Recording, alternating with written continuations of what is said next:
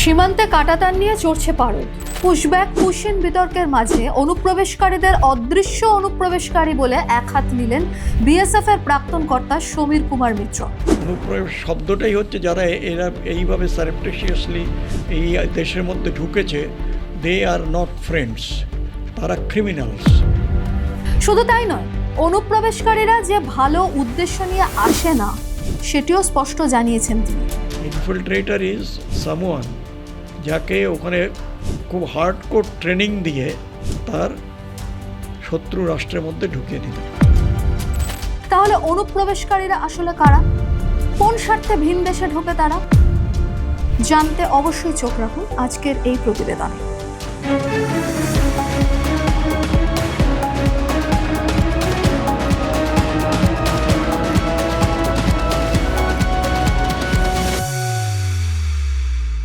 পশ্চিমবঙ্গে পালাবদলের পরই কাঁটাতার নিয়ে বিএসএফকে জমি দেয় রাজ্য সরকার, আর তারপরই কাঁটাতার গলার কাটা হয়ে যায় বাংলাদেশের।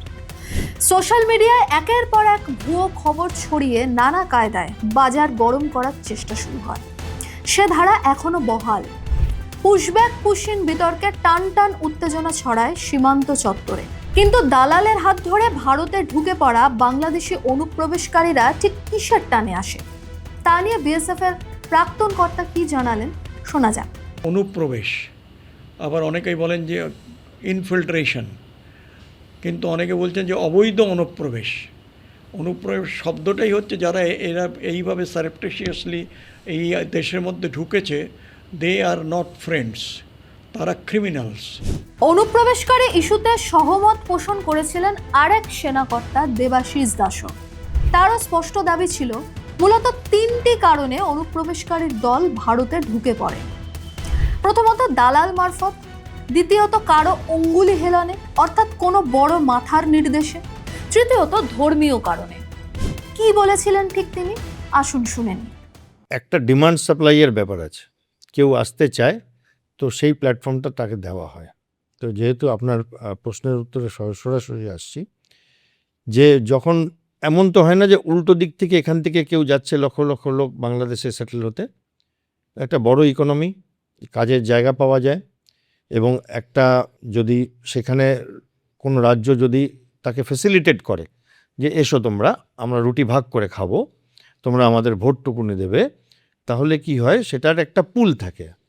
এবং এই পুল মেকানিজমে দালালরা একটা সক্রিয়, বাট দালালদের কাজ হচ্ছে খালি বর্ডারটা পাস করে দেওয়া এবং বিজিবি এবং বিএসএফের ফাঁক ফোকর দিয়ে কোনো রকমভাবে তাদেরকে এই পারে করে দেওয়া। সেখান থেকে খেলাটা শুরু হয়। বাংলাদেশের পপুলেশন আপনি যদি দেখেন 18 কোটি, তাদের মধ্যে একটা টেন্ডেন্সি আছে ভারতবর্ষে আসবার, এবং 10 জনের একটা গ্রুপ যদি আসে, তার মধ্যে যদি 7 জন এমন হয় যারা রুজি রুটির জন্য আসছে, 3 জন এমন থাকবে যারা কারোর নির্দেশে আসছে। বিএসএফ এর প্রাক্তন কর্তা কিংবা ব্রিগেডিয়ার উভয়ই কোনো রাগ ঢাক না করেই বলেছেন, দালাল মারফত ভারতে ঢুকেই কিন্তু গল্প শেষ হয়ে যায় না। কাজেই অনুপ্রবেশকারীদের একাংশের উদ্দেশ্য যে ভালো এটা বলা যায় না। সবচেয়ে উল্লেখযোগ্য বিষয়, ওপর যারা সীমান্ত পেরিয়ে ভারতে ঢুকেছিলেন তারা আসলে ইনভিজিবল অনুপ্রবেশকারী, অর্থাৎ অদৃশ্য অনুপ্রবেশকারী।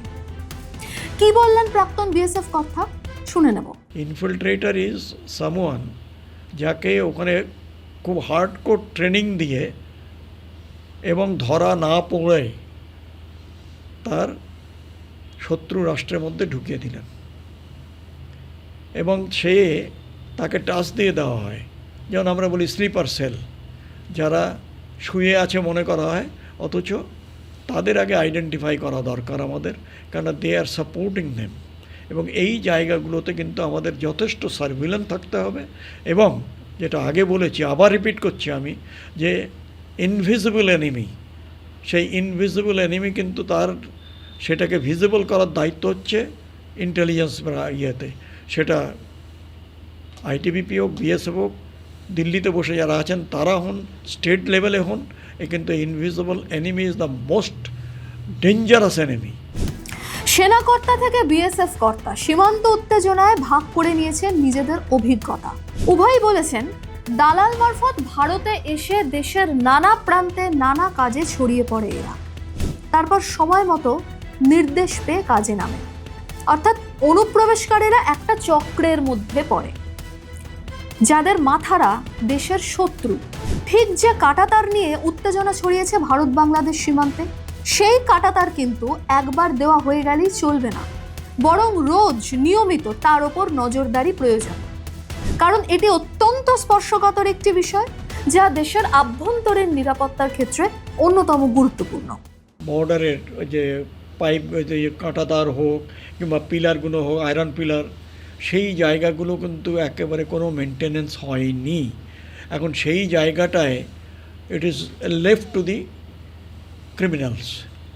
তো এখন সেই জায়গাটা আমরা একবার বাঁধলে তো হবে না কাঁটাতার। We have to have maintenance, regular maintenance.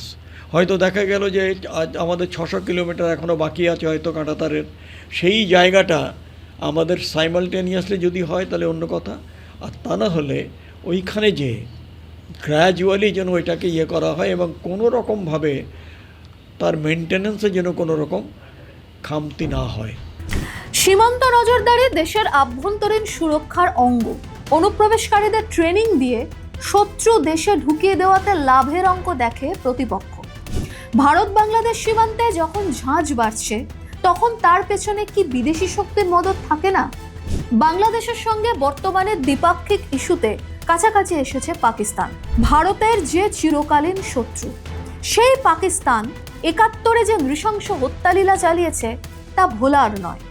সীমান্ত ইস্যুতে এই ত্রিকোণ যে একটা বড় ফ্যাক্টর, তা নিয়ে স্পষ্ট জবাব বিএসএফ কর্তা। সাফ জানিয়েছেন, পাকিস্তান এমন একটা দেশ যাকে বিশ্বাস করা যায় না। ভারতের প্রতি তারা খড়গহস্ত কেন? আত্মসমর্পণের দুঃস্বপ্ন তারা আজও ভুলতে পারেনি। শুনে নেওয়া যাক কি বলেছেন সমীর মিত্র। আমি তাদের কোনোভাবে বিশ্বাস করি না, একজন নাগরিক হিসাবে, একজন সীমা প্রহরী হিসাবে। কারণটা হচ্ছে ওরা কখন কি করবে কেউ জানে না।